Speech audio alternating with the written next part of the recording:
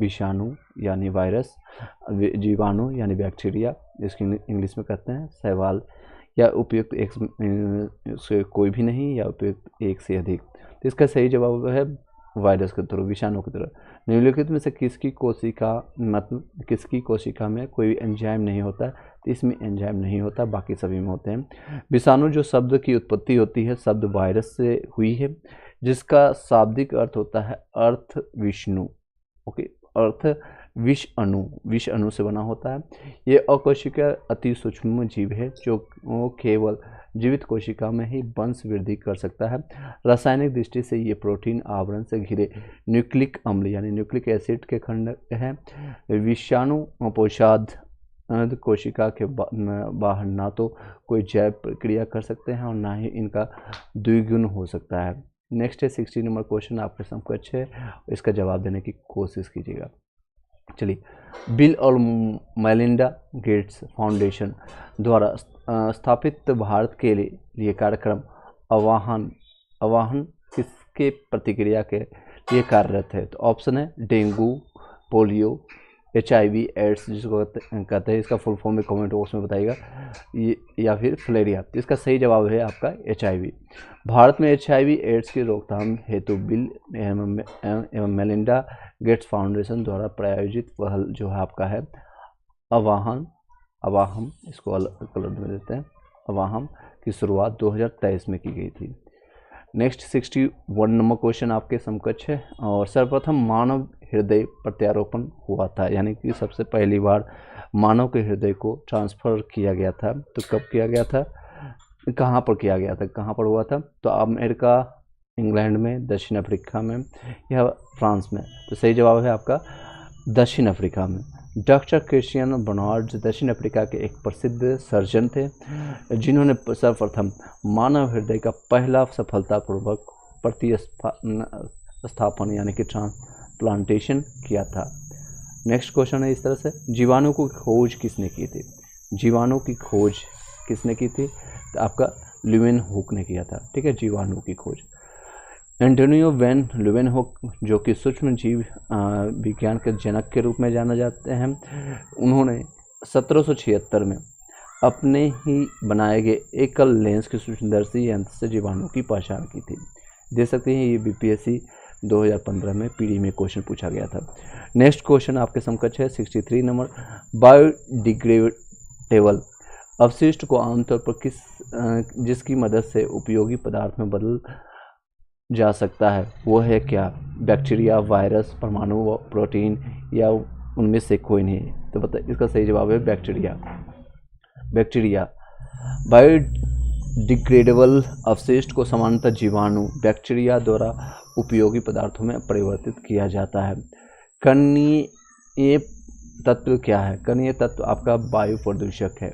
Okay, कणीय तत्व particulate matter को कणीय प्रदूषक भी कहा जाता है, जो कि वायु में उपस्थित अत्यंत सूक्ष्म कणों एवं तरल के सूक्ष्म बूंदों का एक जटिल मिश्रण होता है।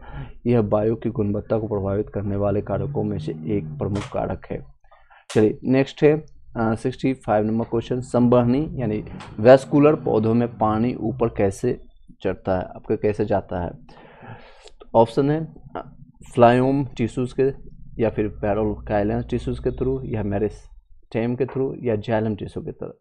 जो आपका संवहनी जो पौधों में पानी की अगर बात करेंगे तो पानी यानी को जल ही कहते हैं, तो याद रखने के लिए मैं बता रहा हूँ, जो से जल यानी कि पानी, उसी तरह से जाइलम याद रखिएगा, जाइलम टिश्यू से पानी ऊपर पौधों में आपका वेस्कुलर में पानी ऊपर चढ़ता है, ऊपर जाता है। जड़ों द्वारा अवशोषित किया जाता है गया जल और खनिज पोषक तत्व पूरे पौधों में जाइलम नामक संवाहक ऊतक द्वारा ले जाया जाता है। आपको NCERT के जो पढ़ाने के दौरान मैंने इस जाइलम फ्लोएम में क्या डिफरेंस है, क्या चीज़ें हैं, मैंने अच्छे से बताया। उसको जाकर के वीडियो को आप दे सकते हैं, प्ले लिस्ट बनाया हुआ है NCERT का 6 से लेकर के 10 तक का सारे मैंने साइंस का इसमें कवर करवाया गया था, उसको भी आप यूज कर सकते हैं 6 से लेकर के 10 तक का। BPSC TRE 3 के लिए और BPSC TRE 4 या स्टेट एग्जामिनेशन के लिए, बिहार स्टेट या फिर CTET के लिए बहुत ही इंपॉर्टेंट रहेगा वो सीरीज। नेक्स्ट क्वेश्चन आपके, सेल्सियस स्केल पर मानव शरीर का सामान्य तापमान होता है आप लोग को मैंने कल के डेट में भी बताया था, जब 58 नंबर क्वेश्चन, जो लगभग 37 डिग्री के आसपास डिग्री सेंटीग्रेड होता है। इसी को फॉरेन हाइट में इसको कन्वर्ट करेंगे तो आ जाएगा 98.4 डिग्री फॉरेन हाइट। यहाँ पर देखिए मेंशन भी किया गया। सेल्सियस स्केल पर मानव शरीर का तापमान 36.9 यानी लगभग 37 डिग्री सेंटीग्रेड होता है। उसी को कन्वर्ट करते हैं तो आपको कन्वर्ट करने का फॉर्मूला भी बताया गया था लास्ट वीडियो में, C/9 यानी 5/9 इंटू सी, 5/9 इंटू सी प्लस आपका कैलकुलेट कर लीजिएगा। इस तरह से आपको उसका PDF उसका आपका कैलकुलेशन से आपको हेल्पफुल हो जाएगा। चलिए नेक्स्ट है सर्वदाता। सर्वदाता वर्ग के रक्तदाता का रक्त ग्रुप होता है। सर्वदाता यानी सबको देने वाला। सर्वदाता ग्रह आपका O ग्रुप आता है। O सबसे O नेगेटिव सबसे ज़्यादा आता है, सबको ये डोनेट कर सकता है। और सर्वग्राही किसको कहते हैं? जो सबसे ब्लड ले सकता है वो AB है, वो सभी से ब्लड ले सकता है। देख सकते हैं O वर्गधारी जो है यानी कि O ब्लड, जितने भी जिसके पास भी O ब्लड ग्रुप है वो सभी से वर्गों का रक्तदान कर सकता है, इसलिए इसे सर्वदाता कहते हैं। यह ध्यान देने योग्य बात है कि AB वर्ग वाले व्यक्ति को किसी भी वर्ग का रुधिर यानी कि ब्लड जिसको कहते हैं दिया जा सकता है, परंतु इसका रुधिर किसी दूसरे रुधिर वर्ग के व्यक्ति को नहीं दिया जा सकता है। यानी ये सिर्फ लेना जानता है, देना नहीं जानता है, जिसको कई लोग जानते हैं सिर्फ मुझे देते जाओ देते जाओ देते जाओ, और ये बाद में किसी से मतलब ये सिर्फ ले सकता है, दे नहीं सकता किसी को। चलिए आगे बढ़ते हैं।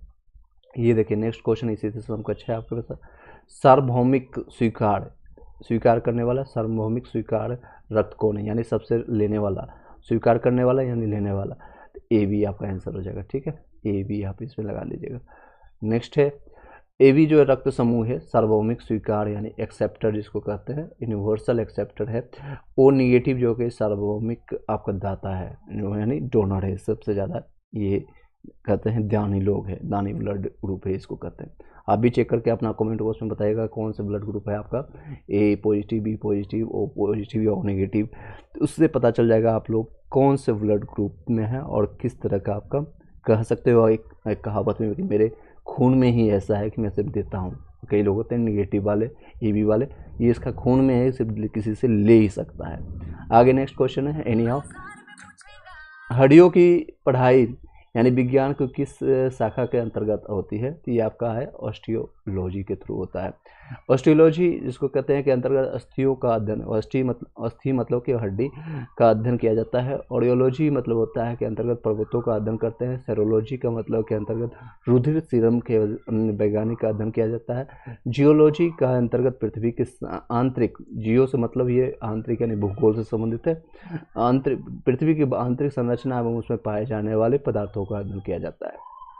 17 नंबर क्वेश्चन है कशेरुक रज्जु में से कितनी जोड़ी तंत्रिका निकलती है? तो इसमें आपको टोटल 31 जोड़ियाँ हैं यानी टोटल 62 जो हैं ऐसे हैं निकलती है कशेरुक रज्जु में।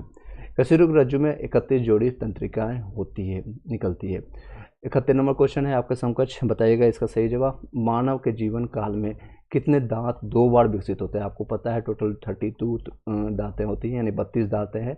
एक मुक्का मारेंगे अमिताभ बच्चन का डायलॉग है, टोटल 32 का 32 निकाल देंगे। किस मूवी का है डायलॉग जरूर बताइएगा। तो टोटल ऐसे 20 दांतें हैं जो कि जीवन में हर एक बच्चे का मतलब दूध के नाटी टूटने के बाद 2 बार ये आते हैं।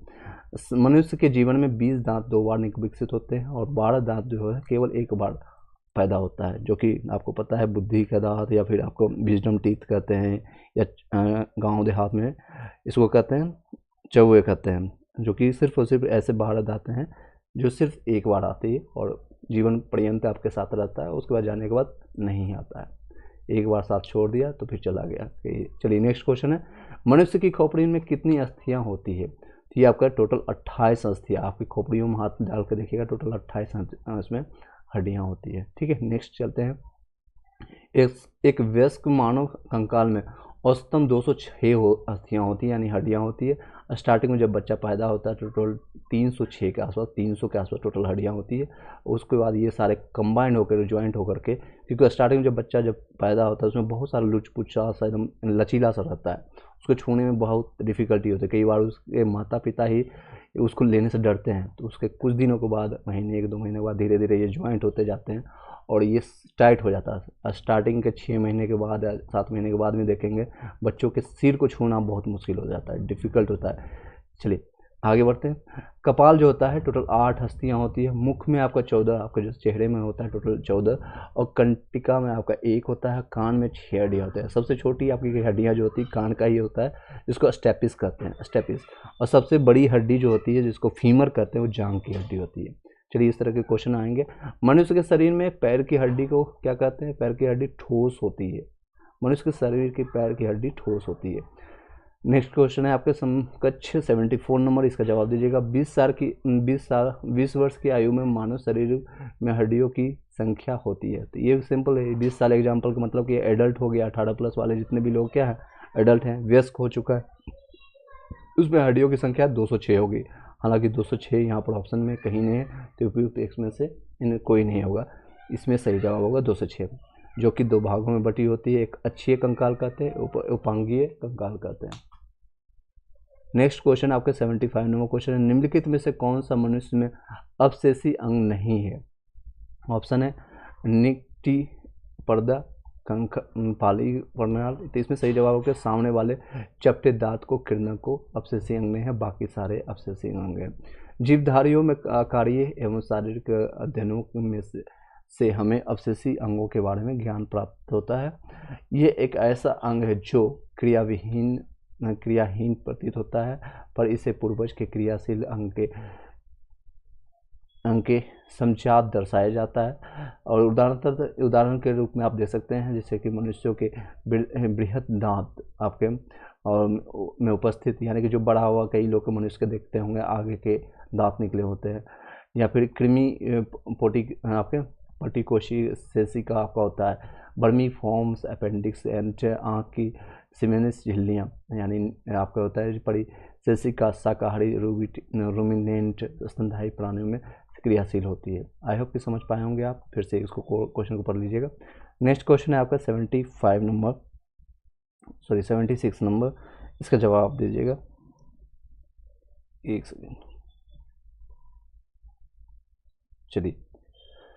जैविक सिस्टम में रासायनिक क्रिया की प्रक्रिया को तेज करने में उत्तरदायी पदार्थ है। तो कौन उत्तरदायी है? बैक्टीरिया है, डीएनए है, एंजाइम है, इंसुलिन है। तो इसका सही जवाब आपका मिल जाएगा एंजाइम है। ठीक है, एंजाइम। जैविक सिस्टम में रासायनिक प्रतिक्रिया को तेज करने में, यानी इसका स्पीड बढ़ाने में जो है एंजाइम उपयोग किया जाता है। चलिए इसके व्याख्या को देखते हैं। एंजाइम एक जैविक उत्प्रेरक है जो एक प्रोटीन है जो अन्य उत्प्रेरक की तरह अभिक्रिया की गति को तेजी करता है। जीवों में ज़्यादातर अभिक्रियाएं एंजाइम की उपस्थिति में होती है। प्रत्येक उत्प्रेरक के रूप में यह अग्र और उत्क्रम, यानी फॉरवर्ड एंड रिवर्स दोनों प्रकार का कार्य करता है। इसलिए यह पदार्थ के निर्माण और संश्लेषण दोनों को प्रेरित करता है। नेक्स्ट है आपका 77 नंबर क्वेश्चन, बताइएगा। विटामिन जो खट्टे फलों में पाया जाता है और चर्म को स्वस्थ रखने में जरूरी होता है, वो कौन सा विटामिन होता है? विटामिन ए होता है, बी होता है, सी होता है, डी होता है। तो इसका सही जवाब बताइएगा आप लोग कमेंट बॉक्स में। ए, बी, सी, डी कौन सा सही होगा? खट्टे फलों के लिए उपयोग किया जाता है। चलिए कुछ सेकंड का टाइम देते हैं, 10 सेकंड। उसके बाद आप लोग का आंसर आना शुरू हो जाएगा। फिर कंटिन्यू करते हैं। जो लोग भी क्वेश्चन पूछ रहे हैं आपका पीडीएफ नोट से संबंधित, तो आपका इसी वीडियो की डिस्क्रिप्शन में आपको नोट्स टेलीग्राम और व्हाट्सएप ग्रुप का लिंक मिल जाएगा, जहां से आप ज्वाइन कर करके सारे पीडीएफ नोट्स प्राप्त कर सकते हैं। चलिए आगे कंटिन्यू करते हैं। देखिए, विटामिन को जो खट्टे फलों में पाया जाता है और चर्म को, यानी कि त्वचा से संबंधित जितने भी रोग होते हैं को स्वस्थ करने में जरूरी होता है। यह आपका विटामिन सी से संबंधित है। विटामिन सी रसदार फल होता है, विशेषकर आंवला, नींबू, संतरा, नारंगी, अमरूद में पाया जाता है। यह चर्म को स्वस्थ रखने में जरूरी होता है। विटामिन सी का रासायनिक नाम एस्कॉर्बिक अम्ल यानी एस्कॉर्बिक एसिड होता है। दूध किसका घटिया स्रोत है, सबसे घटिया स्रोत है दूध आपका विटामिन सी, क्योंकि विटामिन सी अगर डालते हैं दूध में, आपने देखा होगा नींबू का एक बूंद डालते हैं तो फट जाता है, यानी रिएक्शन कर देता है जो एक्चुअल में होना चाहिए, तो ये इसका घटिया स्रोत है, इसमें रहता ही नहीं। कैल्शियम बिल्कुल रहेगा, इसमें प्रोटीन भी रहता है, कार्बोहाइड्रेट भी रहता है। ठीक है, समझ पाए होंगे आप, देख सकते हैं इसका व्याख्या इस तरह से आप जान सकते हैं। दूध को संपूर्ण आहार माना जाता है। कई लोग बोलते हैं सर दूध, या फिर कई आपने देखा होगा गांव देहात यूपी बिहार में दूध रोटी या दूध चूड़ा खाते हैं, तो एक सुपाच्य भोजन होता है, क्योंकि इसमें देख सकते हैं ये संपूर्ण आहार होता है, उसमें सारे कैल्शियम प्रोटीन मिला रहते हैं, और आपको कार्बोहाइड्रेट भी जो कि चावल में मिलते हैं उसमें मिला रहता है, क्योंकि इसमें लगभग सभी अनिवार्य पोषक तत्व पाए जाते हैं, लेकिन इसमें विटामिन सी की मात्रा अत्यंत कम होती है, अतः विटामिन सी का घटिया स्रोत यानी पुअर सोर्स है। विटामिन सी का रासायनिक नाम अभी मैंने बताया यहाँ पर अस्कॉर्बिक अम्ल, यानी कि अस्कॉर्बिक एसिड कहते हैं इसको, अस्कॉर्बिक एसिड है, अस्कॉर्बिक अम्ल, ये आपका सही जवाब होता है। इंसुलिन एक्चुअली लिखा हुआ है, इंसुलिन नहीं है, इंसुलिन प्राप्त होता है आपका कहाँ से, डहेलिया की जड़ों से। जिन लोगों को इंसुलिन यानी कि शुगर की बीमारी है तो इन डहेलिया की जड़ों से उनको प्राप्त होती है। आपका इल्यूमिन्स एक पॉलीसेटेलाइड है जो कि डहेलिया के जड़ से प्राप्त होता है। नेक्स्ट है आपका क्वेश्चन 81 नंबर क्वेश्चन, 80% से अधिक सेल में पाए जाने वाला पदार्थ होता है, कौन सा होता है? 80% से अधिक सेल में पाए जाने वाला पदार्थ है, प्रोटीन है, चर्बी है, खनिज है, जल है, तो ये आपका जल में पाया जाता है। जल की मात्रा कोशिका सेल में सर्वाधिक होता है और इसकी मात्रा लगभग 80% तक होती है। जल की मात्रा आप लोग को पता है 80%। नेक्स्ट क्वेश्चन आपके समकक्ष है 82 नंबर, वर्तमान प्रमाण के अनुसार पृथ्वी पर जीव का उद्गम 2 लाख वर्ष पूर्व हुआ है। वर्तमान जो आपको प्रमाण मिला है, इस युग में प्रोटोजोआ, शैवाल एवं जीवाणु थे, तो इस युग में कहाँ के थे, कब से वो आए हैं? तो इसका एग्जैक्ट इसमें जो ऑप्शन है इसमें से कोई भी नहीं है, इसमें से कोई भी नहीं। इसकी व्याख्या हम देखने की कोशिश करते हैं। आधुनिक खोजों से स्पष्ट हो चुका है कि प्रोटोजोआ के उद्भव का प्रारंभ जो है 3.5 यानी 3.5 अरब वर्ष पूर्व हो चुका था। यहाँ पर देख सकते हैं, यहाँ कहीं भी ऑप्शन नहीं है। साइनोबैक्टीरिया नील हरित शैवाल का लगभग 2.3 अरब वर्ष पूर्व माना जाता है। बहुत ही डीप में ये क्वेश्चन पूछा गया, आप लोग को याद रहना चाहिए ये सारी चीज़ें। नेक्स्ट क्वेश्चन चलते हैं, निषेचन की क्रिया कहाँ पर होती है?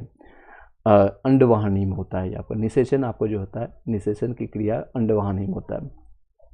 मानव में आंतरिक निषेचन होता है, मैथुन क्रिया द्वारा नर युग्मक शुक्राणु स्त्री जननांग में प्रवेश करता है। शुक्राणु अत्यधिक सक्रिय और जलमान होते हैं, यानी कि करोड़ों शुक्राणु योनि में प्रविष्ट होकर गर्भाशय की ओर बढ़ते हैं। अंततः सिर्फ एक शुक्राणु डिम्ब वाहिनी, जिसको कहते हैं डिम्ब वाहिनी यानी अंडवाहिनी नली में अंडाणु को निषेचित करता है। तो आई होप कि समझ पाए होंगे आप लोग। निषेचन यानी इन द सेंस कि आपको गर्भ जो धारण करते हैं उसमें सारी चीज़ें हैं, तो ये कहाँ पर होता है? तो अंडवाहिनी के रूप में आपका होता है। आधुनिक मनुष्य का पूर्वज है कौन है? तो आपका ऑप्शन है जावा मनुष्य है, क्रोमैग्ना मनुष्य है, या फिर आपका निएंडरथल मनुष्य है, या पैकिंग मनुष्य है। तो आधुनिक मनुष्य का पूर्वज जो हमारा माना जाता है वो क्रोमैग्नान मनुष्य है। क्रोमैग्नान आधुनिक मानव से मिलता जुलता है। यह आज के मानव के एकदम समान 6 फुट लंबा और पूरी तरह सीधा होता था। अब कई लोग इसमें बोलते थे कि सर हम लोग हैं बंदर के या पूर्वज, वो मानते हैं बंदर पहले थे, पहले 4 हाथों से चलते थे, 4 पैरों पर, मतलब हाथों का भी यूज करते थे, फिर धीरे धीरे हाथ को छोड़ करके हमसे पैरों पर चलना शुरू हुए। एक्चुअल जो अभी निकाला गया है, क्योंकि ये आधुनिक क्वेश्चन है, मॉडर्न है, मॉडर्न ह्यूमन के लिए संबंधित का पूर्वज माना जाता है, उसको क्रोमैग्ना मनुष्य कहते हैं। क्रोमैग्ना आधुनिक मानव से मिलता जुलता है। ये आज के मानव के एकदम समान है, लगभग 6 फुट का आदमी आज के टाइम में भी देख सकते हैं। हाँ, हो सकता है आने वाले टाइम में शायद ये 6 फुट का आदमी नहीं दिखे, 3 फुट, 5 फुट, 4 फुट की बहुत कम संख्या अभी ये देखने को मिलता है। तो 6 फुट का मिल जाते हैं, लेकिन बहुत संख्या इसमें भी है। 6 फुट लंबा और पूरी तरह सीधा होता है। यह पाषाण युग में रहता था और अस्थि औजारों का प्रयोग करता था। वह पशुओं की खाल को सील करके पहनने की योग्यता रखता था और वह मानव गुफा में रहता था और गुफा को दीवार पर उसके द्वारा बनाए गए भित्ति चित्र प्राप्त होते थे। वह सबसे नया प्रागैतिहासिक कब मानव है। प्राग ऐतिहासिक, ऐतिहासिक मैंने हिस्ट्री में आपको बताया है, उसको भी जाकर के देख सकते हैं। सारे मैंने आपका हिस्ट्री कंप्लीट हो चुका है लगभग। पॉलिटी मैंने आधा करवाया है, ज्योग्राफी कुछ हुआ है, और आपका physics, chemistry, biology, total science complete हो चुका है। एक मात्र टॉपिक बचा है इकोनॉमिक्स, जो कि एक दिन में 1-2 घंटे में पूरा कंप्लीट हो जाएगा। फिर आपका घटना चक्र का सारे चीज़ आपको एक ही चैनल पर, एक ही प्लेलिस्ट में मिल जाएगा, उसको डाउनलोड करके आप देख सकते हैं सारी चीज़ें। तो ऑलमोस्ट इतना मैंने कर दिया, फ्री ऑफ कॉस्ट ये सारी चीज़ें सेवा उपलब्ध थी, उसका आप लाइव उठाइए। और लास्ट मोमेंट्स में एग्जामिनेशन देने कई लोग निकल चुके होंगे, और जिन लोगों का 9th से 10th 11th से 12th वालों के लिए आपका अप्रैल में एग्जामिनेशन है, तो उन लोगों के लिए आप गोल्डन अपॉर्चुनिटी 20 से 25 दिन का पूरा उपयोग कीजिए, आपको सफलता प्राप्त होगी। देखिए नेक्स्ट है 85 नंबर क्वेश्चन। विकास का मुख्य कारक है, तो क्या कारक है? उत्परिवर्तन है, हासिल किए हुए गुण है, लैंगिक जनन है, या प्राकृतिक वर्णन है। तो विकास जो हम लोग का है नेचुरल जो वर्णन होता है, यानी कि नेचुरल जो प्राकृतिक वर्णन के कारण होता है। आज विकास के सर्वाधिक मान्य सिद्धांत को विकास के संश्लेषणात्मक सिद्धांत के नाम से जाना जाता है, जिसमें जाति के अविद्युय को आनुवंशिक विविधता की अन्य क्रिया एवं प्राकृतिक चयन के आधार पर स्पष्ट किया गया है। चलिए नेक्स्ट क्वेश्चन है आपके 86 नंबर क्वेश्चन, आपके समकक्ष है। शैवाल और कवक के मिलने से लाइकेन बनता है। Very good. इसे कहते हैं, इसे क्या कहते हैं? जिसे कहते हैं क्या कहते हैं? तो ये क्वेश्चन आपके सामने है। पैरासाइटिज्म कहते हैं, या फिर म्यूचुअलिज्म कहते हैं, कॉमनमेंसलिज्म कहते हैं, या फिर कॉमर्सन कहते हैं। इसका सही जवाब है आपके समकक्ष, वो है बी, यानी कि इन द सेंस की आपके सही जवाब है म्यूचुअलिज्म कहते हैं। शैवाल और कवक के मिलने से जो लाइकेन बनता है, जिसे हम म्यूचुअलिज्म कहते हैं। ठीक है, क्या कहते हैं? म्यूचुअलिज्म कहते हैं। अब इसके बारे में व्याख्या हम जान लेते हैं, ताकि इससे संबंधित क्वेश्चन आए तो आपको छूटे ना। शैवाल और कवक के मिलने से लाइकेन बनता है, जिसे म्यूचुअलिज्म यानी कि म्यूचुअलिज्म कहते हैं। इसमें शैवाल और कवक दोनों ही समान रूप में लाभान्वित होते हैं। शैवाल कार्बनिक पदार्थों का संश्लेषण करते हैं, जो सेम कवकी घटक के लिए पर्याप्त होता है। कार्बनिक भोजन के बदले में कवकी घटक को शैवाल के जल एवं खनिज उपलब्ध कराते हैं। नेक्स्ट क्वेश्चन है 87 नंबर क्वेश्चन। प्रतिवर्ती क्रियाओं का नियंत्रण केंद्र कहाँ है? प्रतिवर्ती क्रियाओं का नियंत्रण केंद्र आपका कैसेरुक रज्जु में पाया जाता है, यानी स्पाइनल कॉर्ड में पाया जाता है। प्रतिवर्ती आपके क्रियाओं का नियंत्रण कैसेरुक रज्जु में होता है। कैसेरुक मेरु रज्जु एक बेलनाकार संरचना है, यह मेंडुला ओवलांगेंडा से प्रारंभ होकर के कैसेरुक दंड में घिरा हुआ नीचे की ओर विस्तारित होता है। यह भी मस्तिष्क का वर्णन द्वारा ढका रहता है। कुल मिलाकर 31 जोड़ी मेरु तंत्रिका मेरुरज्जु से निकलती है। अभी इससे संबंधित आपका क्वेश्चन भी आया था, कितनी आपका मेरुरज्जु होते हैं? मैंने आपका 31 जोड़े होते हैं। विकास का कारण है क्या आपका है? तो पीढ़ी से पीढ़ी अनुकूलन, जो आपको आपके पूर्वज से प्राप्त हुआ, आपके पिता से, आपके पिता उनके पिता से प्राप्त हुआ, ये विकास का कारण है ये। ठीक है, पीढ़ी से पीढ़ी अनुकूलन के संबंधित है। चलिए नेक्स्ट चलते हैं।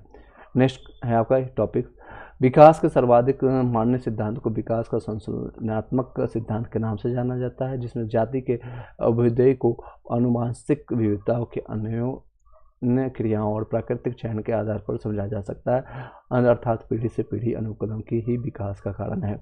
नेक्स्ट क्वेश्चन है आपके समकक्ष, कच्चे फलों को कृत्रिम रूप से पकाने के लिए प्रयोग में लाई जाने वाली गैस का नाम बताइएगा। तो आपका ये है, दो ही चीज़ें इसमें यूज होता है, एसेटिलीन और एथिलीन, दोनों एक्चुअली सेम ही है।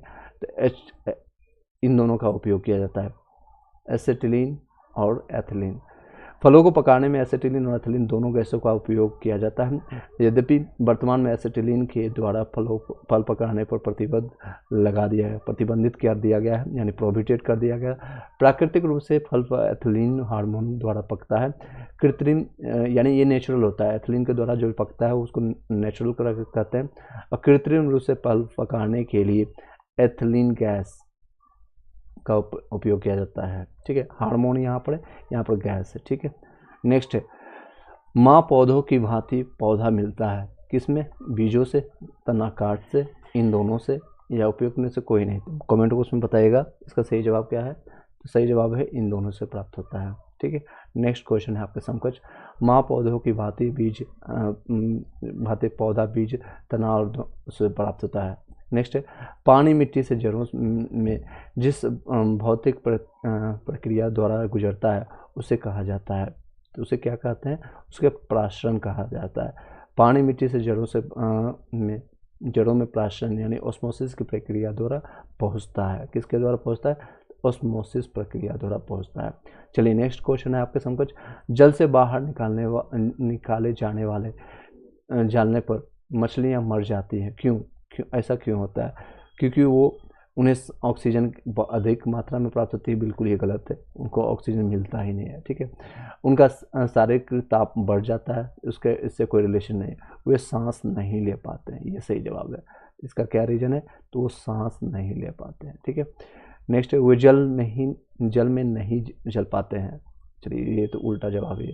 चलिए, हवा में लगभग 21% ऑक्सीजन होता है। आप लोग को पता है सबसे ज़्यादा हवा में क्या होता है, तो नाइट्रोजन होता है। लगभग कितना परसेंट, तो 78% आपका होता है नाइट्रोजन, 21% ऑक्सीजन, बाकी 1% जो है बाकी तत्व पाए जाते हैं।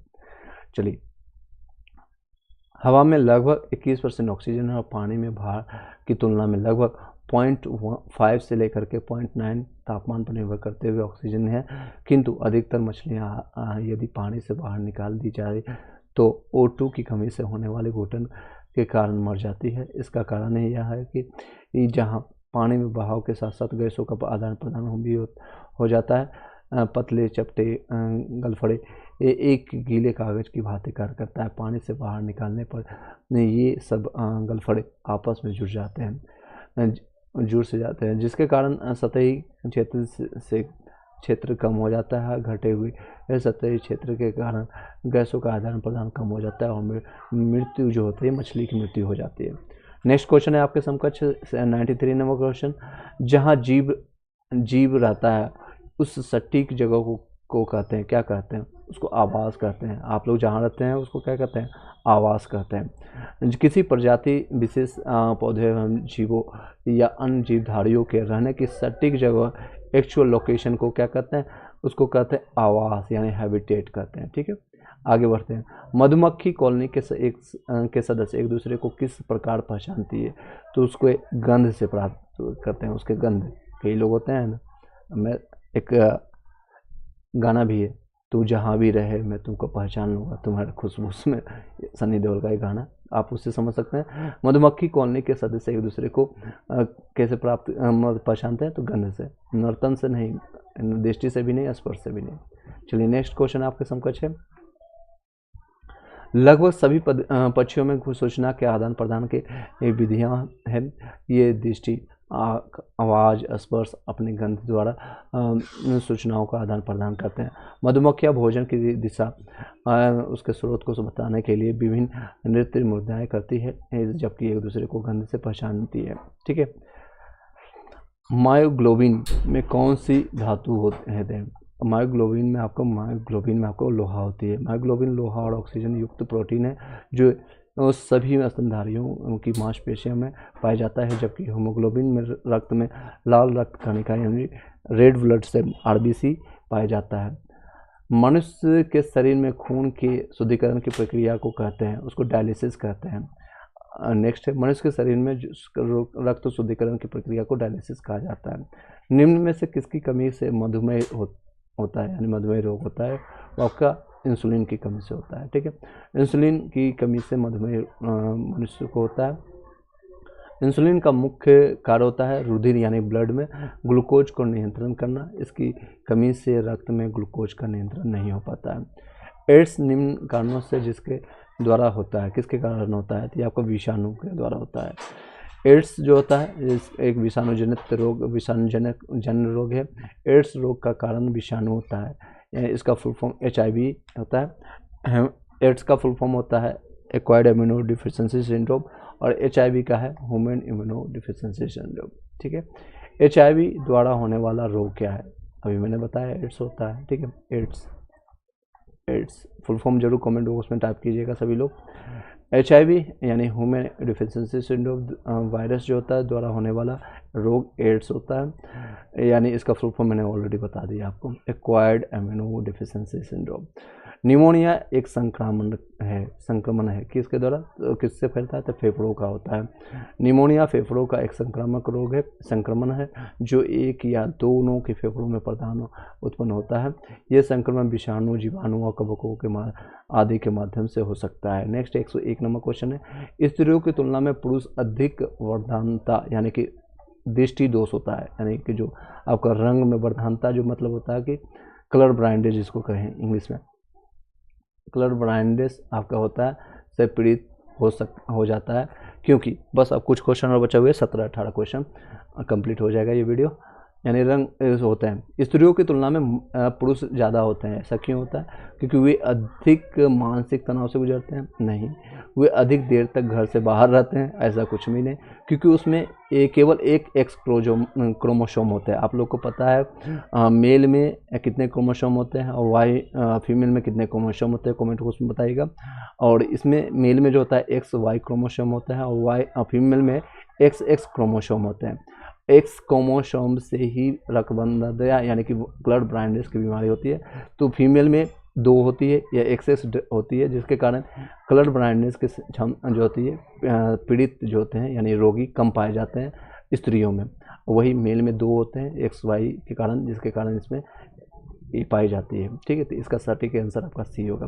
स्त्रियों की तुलना में पुरुष वर्धनता यानी कि कलर ब्लाइंडनेस से पीड़ित हो जाते हैं, क्योंकि स्त्रियों में एक्स क्रोमोसोम यानी जैसा कि मैंने बताया अभी लिंग निर्धारण क्रोमोसोम होते हैं जिसमें से एक्स जो होता है वर्धनता के जीन को यदि वहन करता है तो दूसरा एक्स क्रोमोसोम उसे संतुलित कर देता है। यानी मान लीजिए अब उनकी माता को भी है कलर ब्लाइंडनेस, लेकिन एक और जो एक्स क्रोमोसोम पिता से प्राप्त हुआ है तो वो इसको काट देता है, जिसके कारण ये संतुलित कर देता है। इस तरह महिला केवल वाहक कर देता है। अब उसी में सोचिए अगर इसमें से एक्स क्रोमोसोम महिला में तो रहेगा एक्स दोनों में से एक्स मिलेगा ही मिलेगा, और पिता से उनको मिला है वाई क्रोमोसोम, और माता पिता किसी में कलर ब्लाइंडनेस में तो उसको ट्रांसफ़र हो जाता है ये चीज़ें, तो पीड़ित नहीं होती है, जबकि पुरुष रोग ग्रस्त हो जाते हैं। ये सारी चीज़ें आई होप कि समझ पाए होंगे।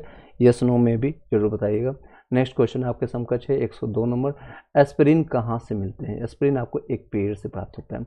एस्पिरिन एक एंटीपायरेटिक जड़ दवाएं हैं, वेदना निवारण के लिए यूज होता है, यानी कि इसका ज़्यादातर यूज होता है जब आपको दर्द ज़्यादा हो, असहनीय दर्द जिसको कहते हैं। इन दवाओं को विलो यानी कि विलो वृक्ष की छाल से प्राप्त किया जाता है। नेक्स्ट है आपका, गेहूं की खेती के लिए कौन से उर्वरक का उपयोग करेंगे। ऑप्शन है नाइट्रोजन, पोटेशियम, तांबा या लोहा। तो गेहूं की खेती के लिए हम जो यूज करेंगे नाइट्रोजन उर्वरक का यूज करेंगे। गेहूं की खेती के लिए नाइट्रोजन युक्त उर्वरक का उपयोग किया जाता है जो यूरिया से मिलता है।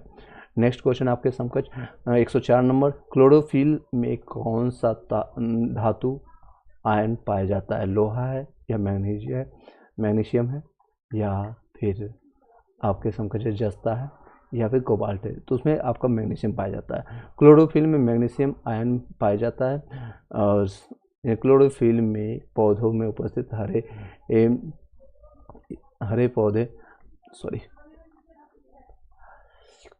हरे क्लोरोफिल पौधों में उपस्थित हरे प्रकाश संश्लेषण वर्णक यानी पिगमेंट है। यह प्रकाश ऊर्जा को प्रकाश संश्लेषण क्रिया के माध्यम से रासायनिक ऊर्जा में परिवर्तन की प्रक्रिया को शुरुआत करता है। नेक्स्ट क्वेश्चन आपके समकक्ष है, पौधे एवं पेड़ों का खाना तैयार करने की प्रक्रिया कहलाती है। क्या कहलाता है उसको, फोटोसिंथेसिस कहते हैं। आपको इंग्लिश में इसका जानना चाहिए, हालांकि हिंदी वर्ड को भी आप लिख के प्रैक्टिस कीजिए, क्योंकि एग्जामिनेशन में इंग्लिश वर्ड को ही देखिए ट्रांसलेट कर दिया गया है। पौधों और पेड़ों का खाना तैयार करने की प्रक्रिया कहाँ से होती है, तो फोटोसिंथेसिस यानी क्लोरोफिल भी कहते हैं। हरे पौधे पादप स्वपोषी होते हैं और प्रकाश संश्लेषण फोटोसिंथेसिस की क्रिया द्वारा खाद्य संश्लेषण करते हैं। प्रकाश संश्लेषण से अभिप्राय है कि प्रकाश की सहायता से खाद्य का संश्लेषण करना, यानी प्रकाश संश्लेषण मतलब प्रकाश है, यानी कि कहीं ना कहीं सूर्य बाबा है। नेक्स्ट है, यह एक ऐसी प्रक्रिया है जिसमें पादप सूर्य के प्रकाश पर्ण रहित यानी कि क्लोरोफिल CO2 एवं जल स्तर H2O का उपयोग खाद्य संश्लेषण के लिए करते हैं। इसमें क्या होता है, 6 बाल्टी यानी 6 कार्बन डाइऑक्साइड को लिए और 12 बाल्टी पानी मिलाएं और प्रकाश को ले आए, यानी कि सूर्य भगवान को लाएं, परहरित क्लोरोफिल लगाएं तो उससे ग्लूकोज प्राप्त हुआ ही नहीं, एनर्जी प्राप्त हुआ, फिर ऑक्सीजन निकला और पानी आधा बाल्टी मिला।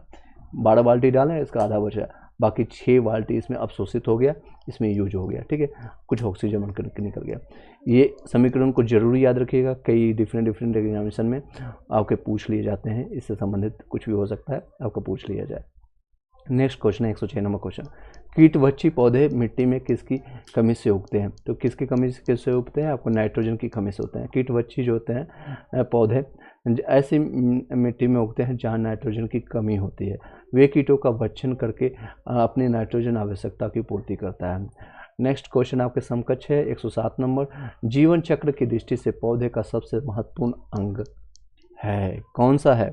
आप लोग के भी जीवन देखते होंगे, जीवन चक्र में सबसे ज़्यादा है आपका पुष्प है, यानी कि फूल है। जीवन चक्र की दृष्टि से पुष्प पौधे का सर्वाधिक महत्वपूर्ण अंग है और पुष्प से ही परागन द्वारा भ्रूण का विकास होता है और जिससे बीज बनता है और बीज के अंकुरण से पुनः पौधा बनता है। यानी अगर पुष्प ही ना हो, यानी कि आपका फूल ही ना हो, तो आपको फूल खिलेगा कैसे आपके आंगन में? इस तरह से आप समझ सकते हैं। नेक्स्ट क्वेश्चन आपके समकक्ष है 108, पौधों का तना पौधे के सभी हिस्सों में भोजन वितरित करने में खाली जगह में भी मदद करता है। किस में मदद करता है? भोजन के भंडारण में, पौधों का आकार देने में, श्वसन में या प्रकाश संश्लेषण में, या उनमें से अधिक या इनमें से कोई नहीं। तो इसका सही देख सकते हैं, पौधों का तना पौधों के सभी हिस्सों में भोजन पोषक तत्वों को जल के साथ वितरित करने एवं भोजन यानी पोषक तत्वों के भंडारण में मदद करता है। यह पौधों की पत्तियों एवं फूलों एवं फलों को सहारा देने के साथ साथ पौधों को आकार देने में मुख्य भूमिका निभाती है। नेक्स्ट क्वेश्चन, सबसे लंबा जीवित वृक्ष कौन है? तो सबसे ज़्यादा लंबा जीव जो होता है आपका सिकोना जानते हैं। सबसे छोटा फूल, ये सारे क्वेश्चन आपको याद रखना चाहिए, बहुत रिपीटेड क्वेश्चन है।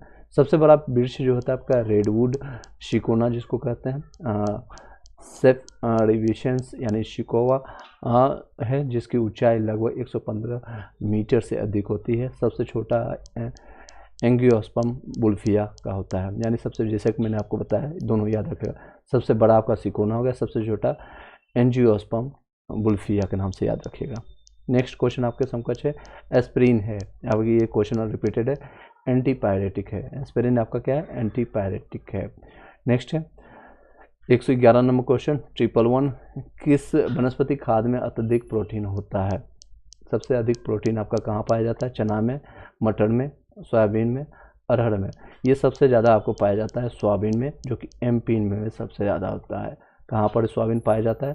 तो आपका मध्य प्रदेश में सबसे ज़्यादा पाया जाता है। वनस्पति खाद्य में सोयाबीन में प्रोटीन की मात्रा अधिक होती है। इसमें प्रोटीन की मात्रा लगभग 38 से लेकर के 42%, लगभग 38 से लेकर के 42%, लगभग 40% आप एवरेज मान लीजिए के आसपास इसमें प्रोटीन होती है, जो अन्य फलियों से ज़्यादा होता है, अन्य फलों से भी ज़्यादा होता है। नेक्स्ट क्वेश्चन है आपके समकक्ष 112 नंबर, तना काट आमतौर से किस प्रबंधन के लिए प्रयोग किया जाता है? तो गन्ना के लिए, तना इसको काट करके करते हैं प्रबंधन के लिए।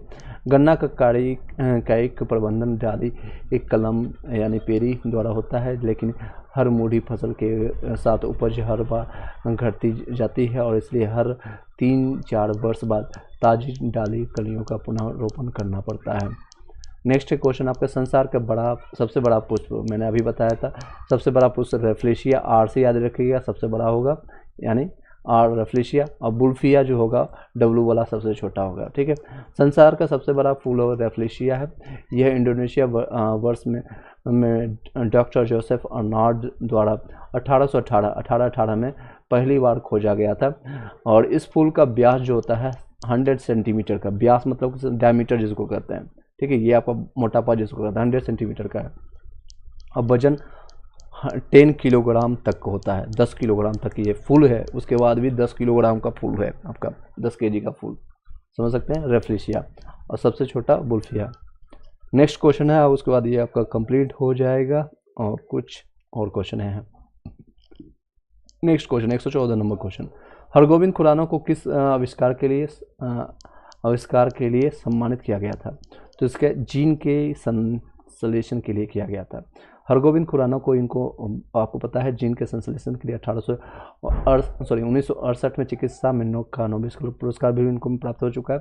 कब मिला है इनको, तो याद रखिएगा 1968 में चिकित्सा का नोबेल पुरस्कार दिया गया है। और हरगोविंद खुराना इंडिया गए हैं। इन्होंने अपनी खोज में आनुवंशिक कोड की व्याख्या की और प्रोटीन संश्लेषण में इसकी भूमिका का पता लगाया था। तो ये भी याद रखिएगा किसके लिए इनको मिला है, तो आनुवंशिक कोड की व्याख्या के लिए और प्रोटीन संश्लेषण की इनकी भूमिका का पता लगाने के लिए किया गया था। नेक्स्ट क्वेश्चन है, डॉक्टर द्वारा एनेस्थीसिया, जिसको एनेस्थीसिया के रूप में प्रयोग होने वाले हास्य गैस होता है, जिसको क्या है, हास्य गैस का फॉर्मूला आप लोग को याद होना चाहिए, N2O कहते हैं, नाइट्रस ऑक्साइड इसको बोलते हैं, N2O यानी नाइट्रस ऑक्साइड कहते हैं। इसकी व्याख्या ऑलरेडी मैंने प्रीवियस वीडियो में भी दिया था, इसलिए इसमें भी इन्होंने चाचा ने काट लिया है। चलिए नेक्स्ट है आपके समकक्ष है जो नेक्स्ट क्वेश्चन है 116 नंबर है, आर्कियोटेरिक्स है, क्या है, तो एक जुरासिक युग का सर्व पुरातन पक्षी है, इसको आर्कियोटेरिक्स कहते हैं। आर्कियोटेरिक्स जुरासिक युग का सर्व पुरातन पक्षी है। डॉल्फिन वर्गीकृत किए जाते हैं कैसे, तो स्तनधारी में, आपका स्तनीय आपका डॉल्फिन है। डॉल्फिन आपको पता है गंगा के डॉल्फिन, या फिर आपने देखा होगा रिसेंटली जब गंगा पुनरुद्धान हुआ तो बहुत सारे निकल के आए हैं गंगा के सारी चीज़ें। डॉल्फिन जो है स्तनधारी जलीय जंतु है। डॉल्फिन की अनेक उपजातियाँ पाई जाती है। इसमें गंगा डॉल्फिन भारत की राष्ट्रीय जलीय जीव है। आपका जलीय जीव अगर पूछा जाए तो आपका कौन है, मछली नहीं लगाना है, मच्छो भात नहीं खाना है आपको, मछली भात लोग बंगाली लोग काफ़ी खाते हैं तो वो नहीं लगाना है, आपका है जलीय जीव में माना जाता है डॉल्फिन को। नेक्स्ट क्वेश्चन 118 नंबर, प्रति वर्ष 5 लाख भारतीय एक रोग से मरते हैं, इसकी पहचान करें। वो कोई ऐसा रोग कौन सा है, तो आपका या एड्स है, कैंसर है, क्षय रोग है। क्षय रोग मतलब टीबी से लोग मरने वाले हैं। हालांकि ये 1995 का क्वेश्चन है, बहुत पुराना है। अभी लेटेस्ट में ये टीबी रोग से हम लोग मुक्त हो चुके हैं और लगभग ये संख्या बहुत कम हो चुकी है। भारत में क्षय रोग से वर्ष में 2016 में 4.23 लोगों की मृत्यु हुई। क्षय रोग अब कई लोग हैं डर से ना डॉक्टर के पास भी नहीं जाते हैं, आसपास वाले लोगों को नहीं बताते हैं, और ये घर में ही बैठे बैठे घुटन करते हुए मर जाते हैं। ये भी एक समस्या है, लोगों की जागरूकता नहीं है कि इसके उपचार हो सकते हैं, सही खान पान या फिर उसको संतुलित दें। तो क्षय रोग का जो कारण होता है वायरस होता है, जीवाणु के कारण। उसका नाम है माइकोबैक्टीरियम ट्यूबरकुलोसिस, इसका फुल फॉर्म है माइकोबैक्टीरियम ट्यूबरकुलोसिस। क्षय रोग से मनुष्य का फेफड़ा जो होता है प्रभावित होता है। चलिए नेक्स्ट क्वेश्चन है, रात के समय में ये सलाह दी जाती है पेड़ के नीचे ना सोएं, बच्चा ना सोए, क्योंकि ऑक्सीजन की कम मात्रा को मुक्त करता है। क्योंकि जो पेड़ होता है ना वो ऑक्सीजन की मात्रा को कम मुक्त करता है, ये सही है। वो CO2 ज़्यादा मुक्त करता है, तो देख सकते हैं। दूसरा है रात में हानिकारक गैसों को मुक्त करता है, ये भी। कार्बन डाइऑक्साइड को मुक्त करता है, ये भी सही है। हानिकारक गैस तो नहीं, कुछ ऐसे हानिकारक ही एक तरह से कर सकते हैं, क्योंकि CO2 हम लोग छोड़ते हैं, लेते नहीं हैं, तो हानिकारक है। कार्बन मोनोऑक्साइड को मुक्त करते हैं, ऐसा कुछ नहीं। तो इसका सही जवाब आपका आ जाएगा कार्बन डाइऑक्साइड को मुक्त करता है, सी जवाब, ठीक है। रात के समय में पेड़ के नीचे ना सोने की सलाह दी जाती है, क्योंकि पेड़ अपनी श्वसन क्रिया जो है प्रतिक्रिया के दौरान कार्बन डाइऑक्साइड को मुक्त करता है। दिन में ये ऑक्सीजन छोड़ता है, रात में क्या करता है CO2 छोड़ता है, कार्बन डाइऑक्साइड। और पीपल के वृक्ष मात्र एक ऐसा वृक्ष है जो कि दिन और रात 24 घंटा ऑक्सीजन देता है, इसलिए पीपल के वृक्ष को पूजा भी जाता है। और कब पूजा जाता है, किस दिन पूजा जाता है, आप लोग कमेंट बॉक्स में जरूर बताइएगा। और ये आपका पेज ब्लैंक हो गया, आई डोंट नो भाई। चलिए नेक्स्ट क्वेश्चन है, निम्न में सबसे मीठी चीनी है, सबसे मीठी चीनी आपका फ्रुक्टोज खोज लीजिएगा, फ्रुक्टोज FRUCTOS, फ्रुक्टोज। सबसे मीठी चीनी फ्रुक्टोज होती है। फ्रुक्टोज एक प्राकृतिक मोनोसैकेराइड होता है जो सभी फलों यानी शहद, कुछ सब्जियों में पाया जाता है। फ्रुक्टोज में पाया जाता है। फ्रुक्टोज का अणुसूत्र जो होता है, यानी सीधे कह सकते हैं आपका ग्लूकोज का C6H12O6 होता है। यह प्रकृति में पाए जाने वाले सबसे मीठी शर्करा है सबसे मीठा। शर्करा में सबसे मीठी कौन है, तभी मैंने बताया फ्रुक्टोज। फ्रुक्टोज मोनोसैकेराइड जो सर्वाधिक मीठा है। करवाहट के लिए मानव जीभ का संवेदनशील क्षेत्र है। सबसे संवेदनशील पीछे का भाग, जब आपका जीभ का जो भी इस तरह से पिक्चर जब बनता है तो यहाँ वाला जो पीछे का भाग है इसी को करवाहट के लिए यूज करते हैं। और आगे का भाग हम नमक के लिए या फिर मीठापन के लिए देखते हैं। और जो आपका जब भी हम करवाहट यानी कि जो नींबू का जो रस लेते हैं बीच में लेते हैं, ठीक है, बीच में लेते हैं, इस तरह से याद रखिएगा। मानव जीव का अग्रभाग छोड़े जो मीठे के लिए, जैसे कि मैंने बताया आगे का भाग होता है मीठा के लिए। अब मीठा कितना अच्छा है, रसगुल्ला एकदम दबा के खाने से जब पता चलता है। तो यहाँ पर सबसे पहले स्वाद कहाँ पर आता है, तो आगे के भाग में आता है, यहाँ पर आता है। और पश्च जो भाग यानी पीछे वाला भाग कड़वे के लिए, यहाँ जो भाग होता है ये कड़वे के लिए होता है। और पार्श्व किनारे जो आपका साथ में जो होता है, ये साइड वाला किनारे जो होता है खट्टे के लिए यूज होता है। और अग्र छोड़े जो होता है, आगे का जो छोड़ हो गया, इसमें जो छोड़ हो गया वे आपका किनारे नमकीन स्वादों के लिए, जब नमकीन चॉकलेट आप खाते होंगे तो यहाँ से बहुत ज़्यादा, या फिर आपने कभी हजमोला खाया होगा यहाँ से बहुत ज़्यादा स्वाद लेते हैं, ठीक है। चलिए, शायद आपने लिया भी होगा तो आप समझ गए। नेक्स्ट क्वेश्चन है आपका, मटर पौधा है, क्या है, एक शाख है और कुछ नहीं है, पुष्प नहीं है, झाड़ी भी नहीं है। मटर एक शाख कुछ कुल द्विबीजीय पौधा है, द्विबीज पत्ती आपका पौधा है। यह रवि की फसल है। स्वर्ण रेखा, अपर्णा, पारस, अंबिका आदि इसकी प्रमुख प्रजातियां हैं। चलिए नेक्स्ट है 124 नंबर, फलियां अत्यधिक पौष्टिक है क्योंकि इसमें प्रचुर मात्रा में होती है। क्या होती है, तेल होती है, चर्बी होती है, वसा होती है, प्रोटीन होती है, तेल होती है, स्टार्च होती है, क्या होती है, फलियां अत्यधिक अगर पौष्टिक है, पौष्टिक की बात किया जा रहा है तो नो डाउट से पौष्टिक प्रोटीन होना चाहिए। देखते हैं इसका आंसर क्या है, इसका आंसर प्रोटीन ही है, ठीक है, बी ऑप्शन, ठीक है। फलियों में, इसको फिर से बता देते हैं आपको याद हो जाए यहाँ पर, फलियों में अत्यधिक पौष्टिक, से पौष्टिक, से प्रोटीन खोज लीजिएगा, ठीक है। पौष्टिक कहाँ चीज़ें मिलेंगे, ये नहीं आपको फास्ट फूड में मिलेगा पौष्टिक चीज़ें, बर्गर, पिज़्ज़ा, उपमा या फिर आपको इन सारी चीज़ों में नहीं मिलेगा। आपको प्रोटीन मिलेगा आपको घर के शाकाहारी आप खाना जब खाएंगे, पौष्टिक आहार खाएंगे, घर के आपके रोटी सब्जी खाएंगे, उसमें ज़्यादा पौष्टिक चीज़ें मिलती है as compare to burger, pizza. फलियों में आपको, फलियों में प्रचुर मात्रा में प्रोटीन पाई जाती है। इनके फलों में कह सकते हैं, पौधों, इनके फल जो होता है लेग्यूमिनोसिस, यहाँ की लेग्यूमिनोसिस के कुल के अंतर्गत शामिल है। इनकी जड़ों की ग्रंथियों में नाइट्रोजन स्थिरीकरण करने वाले जीवाणु पाए जाते हैं। उदाहरण के लिए जैसे मटर में पाया जाता है, अरहर में प्रोटीन पाया जाता है, मूंग हो गया, सोयाबीन हो गया, सोयाबीन में मैंने बताया सबसे ज़्यादा 40% आपका आसपास प्रोटीन पाया जाता है, मूंगफली हो गया, उड़द हो गया, उड़द की दाल हो गया, ये सारे जगह आपका प्रोटीन पाया जाता है। नेक्स्ट क्वेश्चन आपका समकक्ष है 125, थायराइड ग्रंथि थायरोक्सिन स्रावित करने के लिए उत्तेजित करने वाले अंतरस्रावित हार्मोन कौन सा है, आपका TSH है। थायराइड गले के पास पाए जाने वाले एक छोटी तितली के आकार की ग्रंथि है जिससे प्रस्रावित होने वाले हार्मोन शरीर की ऊर्जा को विनिमय करता है। यह हार्मोन TSH यानी कि TSH क्या होता है, थायराइड स्टिमुलेटेड हार्मोन होता है। इसका निर्माण पीयूष ग्रंथि में होता है। नेक्स्ट क्वेश्चन आपके समकक्ष है, थायराइड ग्रंथि की खराबी किसकी कमी के कारण होती है, तो आपका आयोडीन की कमी। थायराइड ग्रंथि आयोडीन यानी नमक की कमी के कारण होता है। तो आयोडीन युक्त हार्मोन थायरोक्सिन एक अमीनो एसिड है जिसका स्राव थायराइड ग्रंथि ग्लैंड यानी कि थायराइड ग्लैंड द्वारा होता है। थायराइड ग्रंथि से थायरोक्सिन हार्मोन स्रावित करने के लिए उत्तेजित करने वाला अंतरस्रावित हार्मोन TSH आपका, जिसका फुल फॉर्म है थायराइड स्टिमुलेटेड हार्मोन या थायरोक्सिन, जिसका स्राव अग्र पिट्यूटरी की थायरोट्रॉफ कोशिका यानी कोशिकाएं करती है। रुधिर में आयोडीन और थायरोक्सिन की कमी होने पर पीयूष ग्रंथि यानी TSH का स्राव बंद हो जाता है, बढ़ जाता है, जिसका प्रभाव थायराइड को अत्यधिक हार्मोन स्रावित करने के लिए प्रेरित करना होता है। शरीर में आयोडीन की कमी से यानी घेंगा यानी गैटर नामक रोग भी होता है। और ये लास्ट क्वेश्चन रहेगा, उसके बाद ये देख सकते हैं और ये आपका साइंस कंप्लीट हो जाएगा द एंड। जब हम बकरी या भेड़ का मांस खाते हैं तो क्या है, ये प्राथमिक होता है या फिर द्वितीयक होता है या तृतीयक वो उपभोक्ता है या इनमें से कोई नहीं। नो डाउट्स बकरी और भेड़ जो हम खाते हैं यानी कि मांसाहारी चीज़ें हो जाएगी।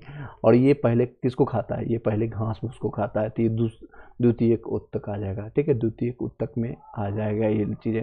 प्राथमिक उत्तक में क्या है, देखिए एग्जाम्पल भी यहाँ पर दिया गया। मानव एवं अन्य जीव जो है सर्वाहारी में दोनों में आता है, यानी दोनों चीज़ें हैं, मांसाहारी भी है और आपका शाकाहारी भी है।